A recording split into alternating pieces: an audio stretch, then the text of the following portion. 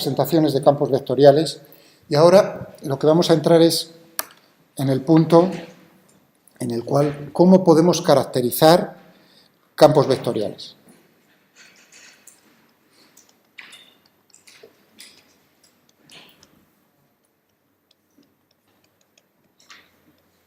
Ya os he hablado de que nos vamos a tener que fijar en dos propiedades, en dos características, que es cómo es el flujo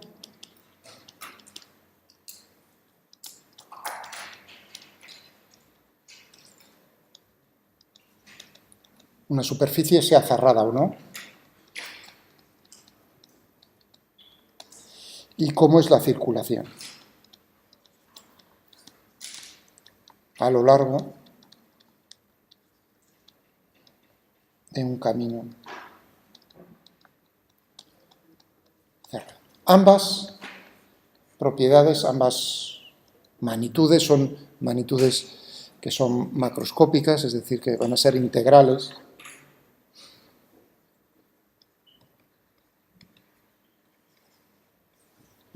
Frente a estas magnitudes que voy a tener que sumar, voy a tener que integrar todo sobre una superficie a lo largo de un camino finito, van a tener una contrapartida en lo que es cuando nosotros lo vemos microscópicamente, por así decirlo, en zonas infinitesimales del espacio. Ahí veremos entonces que nos van a aparecer dos, frente a esto,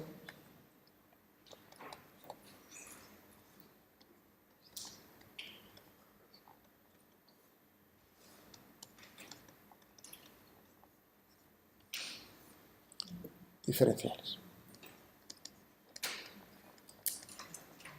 que son equivalentes, es decir, que van a ser dos puntos de vista. Lo vamos a ver desde el punto de vista infinitesimal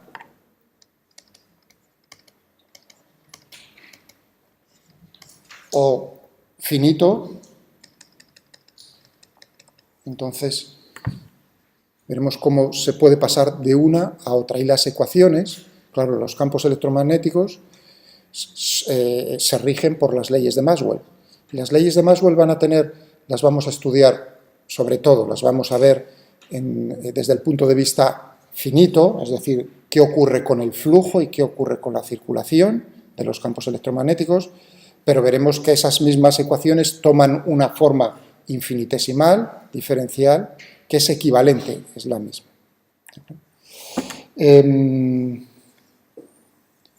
Esto es general para cualquier campo.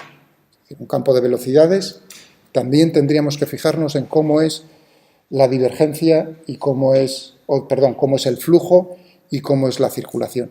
Ambas cosas nos dicen todo acerca de cómo es el campo vectorial.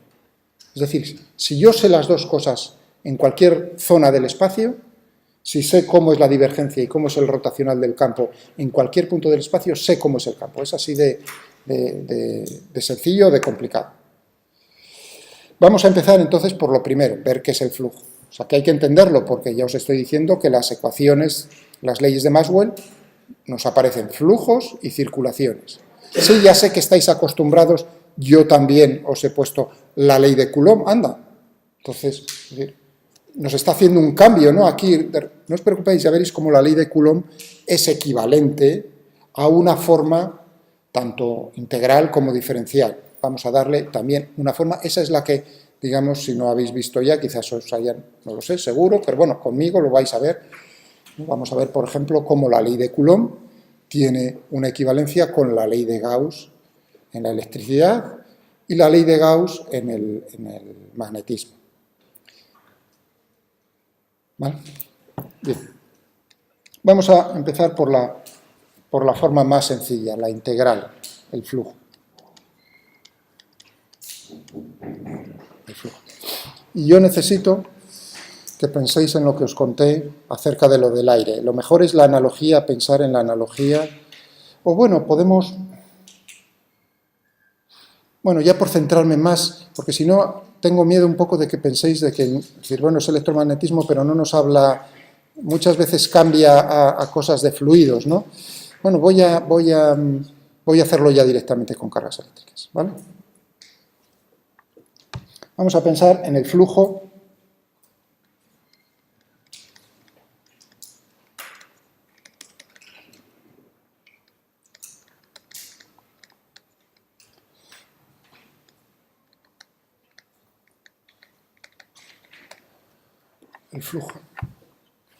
Imaginemos un caso muy sencillo.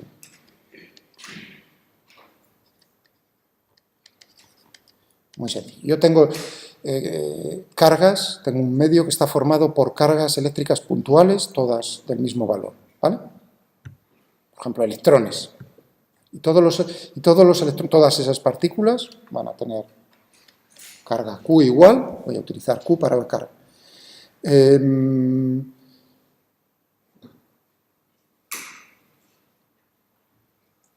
Todas se están moviendo con la misma velocidad.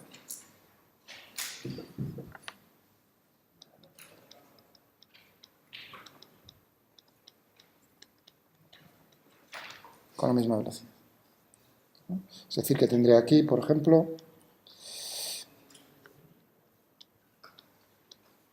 voy a dibujar unas cuantas. Y tendré que sus velocidades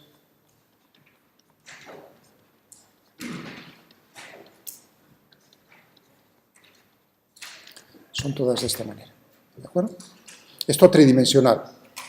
Lo estoy dibujando en el plano, pero imaginaoslo en 3 dimensiones. Y ahora me pregunto cómo es la velocidad. Puedo poner el sistema de referencia como a mí me da la gana, horizontal. Y ahora digo, ¿cómo será cuántas cargas atravesarán una superficie perpendicular? Voy a dibujarlo, intentar hacerlo tridimensional, perpendicular a la velocidad que tienen estos. ¿Cuántas están atravesando? O sea, ¿cuánta carga atraviesa la superficie S? Esta es S por unidad de tiempo.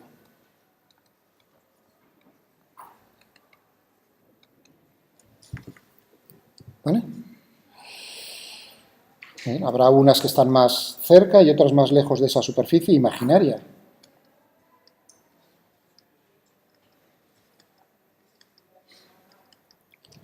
Bueno, yo me voy a fijar en un intervalo de tiempo, un delta de t, si queréis, o un delta de t finito.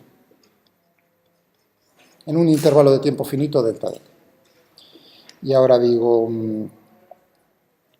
¿cuántas cargas aquí a la izquierda de la superficie? Porque estoy pensando cuánta es la carga que atraviesa de izquierda a derecha. No de derecha a izquierda, sino de izquierda a derecha. ¿Cuántas cargas de todas estas que he dibujado yo aquí a la izquierda, después de un delta de t, se van a encontrar a la derecha? Es decir, que este es en el instante t, y yo me voy a preguntar en un t más diferencial de t, ¿cuántas de estas van a estar por aquí a la derecha? Bueno, pues serán todas aquellas que se encuentran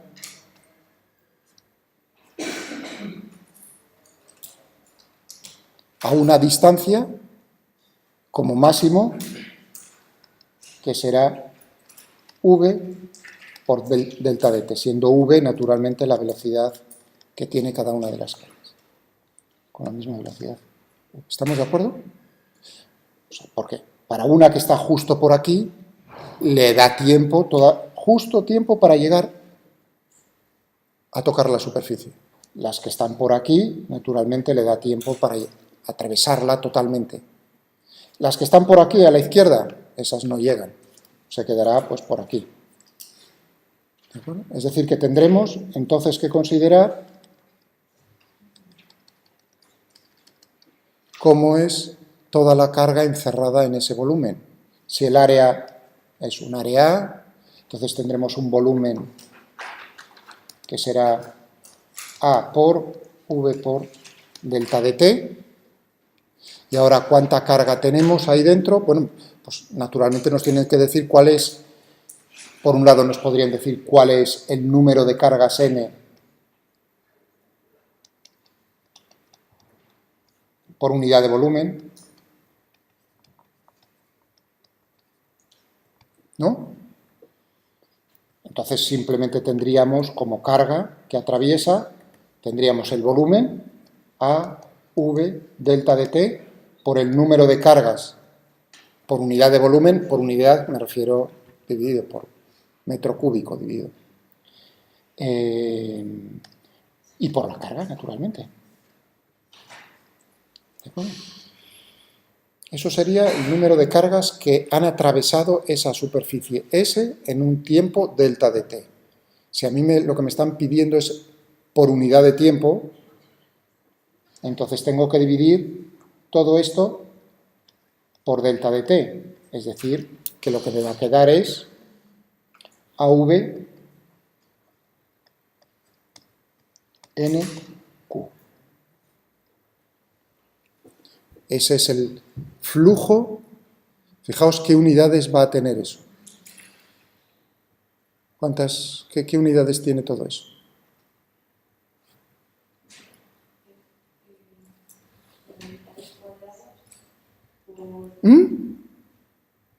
Así, lo más sencillo. Si estoy diciendo, si no es nada raro, ¿cuánta carga lo está atravesando por unidad de tiempo? Coulombios dividido por segundo. Y podéis comprobar con las unidades, como tengo aquí, fijaos, tengo metro cuadrado por metro, metro cúbico, pero n, cuidado, n es número de cargas, eso es adimensional, dividido por metro cúbico, es decir, metro cúbico. Se me ha ido, ¿de acuerdo? Tengo aquí el tiempo dividiendo, metro dividido por segundo, y aquí tengo carga, por lo tanto, carga dividido por tiempo, la unidad, segundos. Coulombios dividido por segundo. ¿De acuerdo? Uno podría, o sea, que ese es el flujo. Uno puede hablar de la densidad de flujo, que voy a hablar dentro de muy poco. De la densidad de flujo sería, entonces, decir cuántas atraviesan una superficie, o sea, cuántas cargas atraviesan por unidad de tiempo y por unidad de área de esa superficie. Si yo hablo de la densidad de flujo, entonces estoy hablando de cuántos coulombios dividido por segundo y dividido por metro cuadrado está atravesando esa superficie. Bueno, he utilizado N y Q, pero yo podría aquí también utilizar, decir, bueno, realmente la carga está llenando el espacio, y entonces en vez de hablar de cargas individuales, tendría que hablar de la densidad volumétrica de carga, ρ.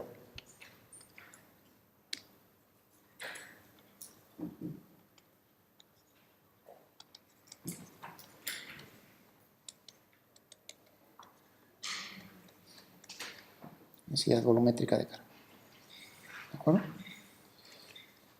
Que es, como veis, tiene las mismas unidades que cuando yo hacía N por Q, me estaba dando precisamente cuánta carga por unidad de volumen. La densidad volumétrica es cuántos coulombios por metro cúbico tengo yo. Es decir, que en el flujo, ¿qué es lo que tendría? ¿Qué tenía? A, V, NQ, ρ.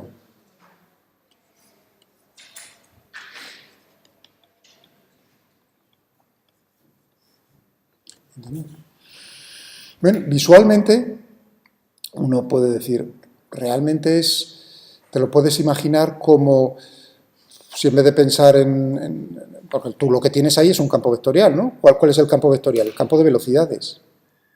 Hombre, uno puede pensar, ¿cuál es el campo vectorial?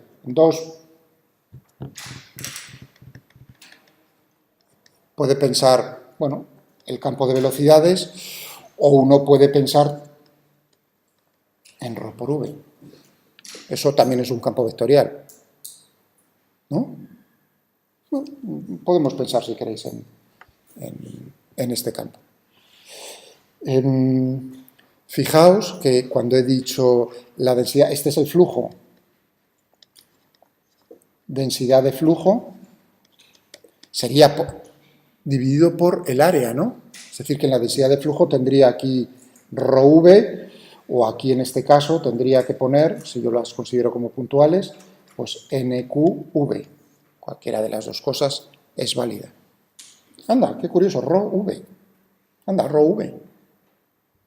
Es decir, que cuando yo hablo de la densidad de flujo, realmente la magnitud física densidad de flujo es una magnitud física vectorial, es un campo vectorial.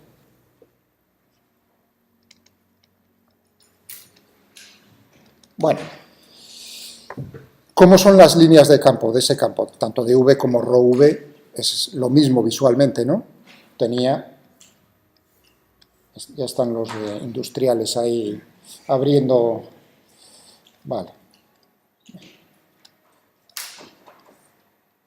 Tenemos esto. Así.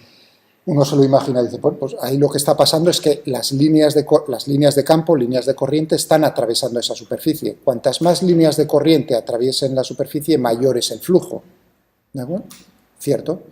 Imaginémonos, a ver, eso lo que implica. Si yo cojo la misma superficie, o sea, el mismo campo, velocidad uniforme, todo lo mismo, pero ahora oriento en la superficie de otra manera, con otra orientación.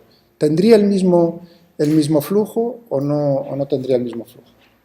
Es decir, ahora cambiamos.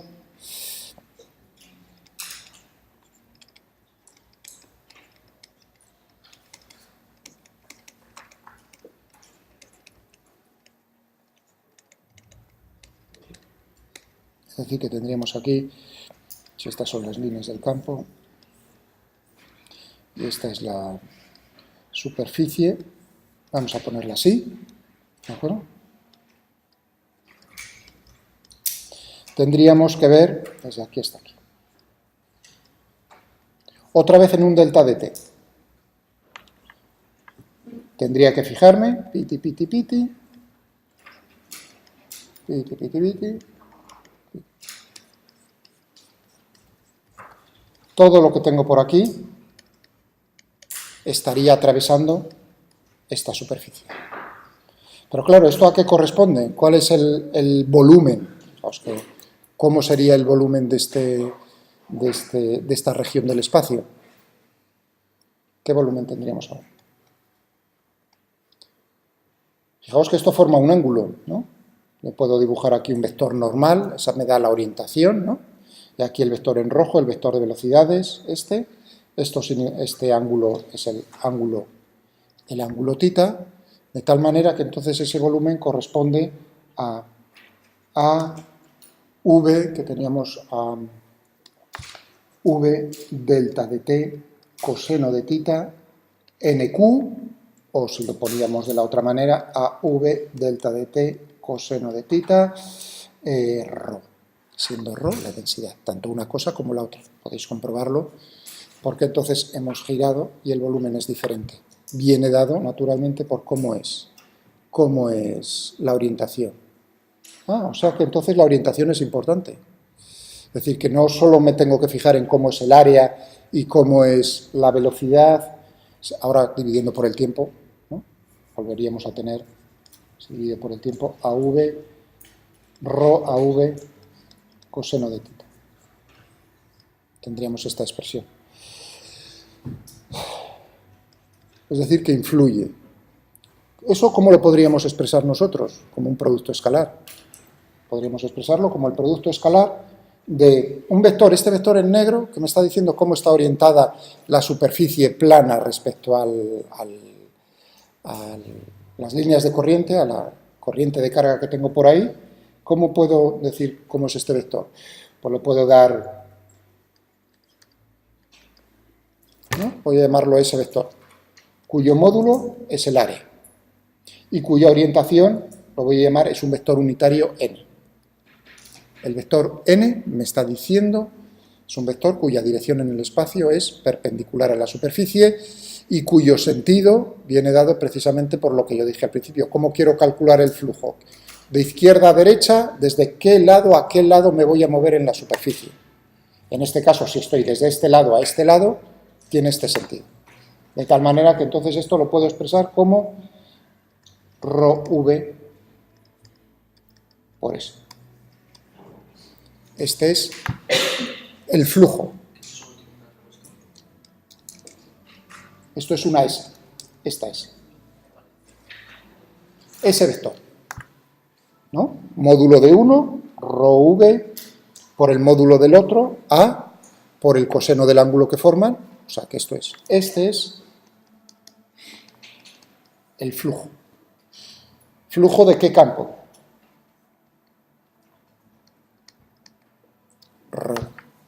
De hecho, ahora, en general, yo me estoy en un caso, he querido hacerlo con un caso particular, no ponerme tan extremo de poder haber cogido, voy a llamarle un campo vectorial, tengo un campo vectorial F, ¿entendéis? Ahora sí lo puedo decir. Oye, ¿qué más me da hablar del flujo del campo ρV que hablar del flujo del campo F? Entonces tendría, si yo tengo un campo vectorial F, el flujo sería S, F por S. Ya, siempre y cuando F fuese un campo que es uniforme, porque yo estoy jugando con que es uniforme. ¿Qué problema tengo? Tengo un pequeño problema, que es, ya, y si se está moviendo, imaginémonos horizontal siempre, pero las velocidades aquí son menores que en otra zona del espacio, entonces, claro, ¿este producto dónde es? ¿En qué punto de la superficie estás haciendo ese producto? No puedes hacerlo. O si uno va más allá y dice, bueno, ya es que ni siquiera es uniforme el campo, o sea que tenemos líneas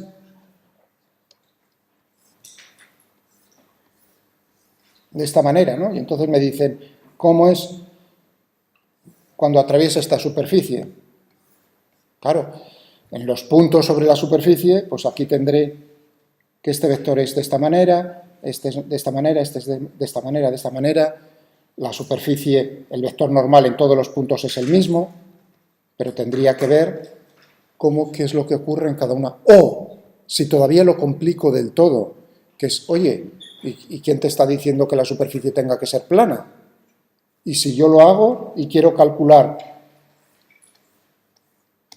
todo esto, pero a través de una superficie curva en el espacio. Entonces, claro, ese vector S, o el vector normal, tiene una orientación en cada punto del espacio diferente. Bueno, ¿cómo lo podemos solucionar? Y aquí lo dejamos. ¿Cómo podemos solucionar entonces cuando nos preguntan el flujo a través de una superficie? Sabiendo que lo poco que sabemos acerca de superficies planas y campos uniformes. Pues diciendo, hombre, me voy a fijar en zonas infinitesimalmente pequeñas de esa superficie, de tal manera que, claro, al ser infinitesimalmente pequeño, la superficie es plana, puedo sustituir la curvatura, es una superficie plana, y además el campo correspondiente, el campo de velocidades o lo que sea, también es en todos los puntos el mismo al ser infinitesimalmente pequeño. Lo hacemos, lo sumamos para todos los puntos sobre esa superficie y ya tenemos el cálculo del flujo. Es decir, que el flujo, vamos a utilizar la letra griega phi, que es muy habitual para el flujo, sería la suma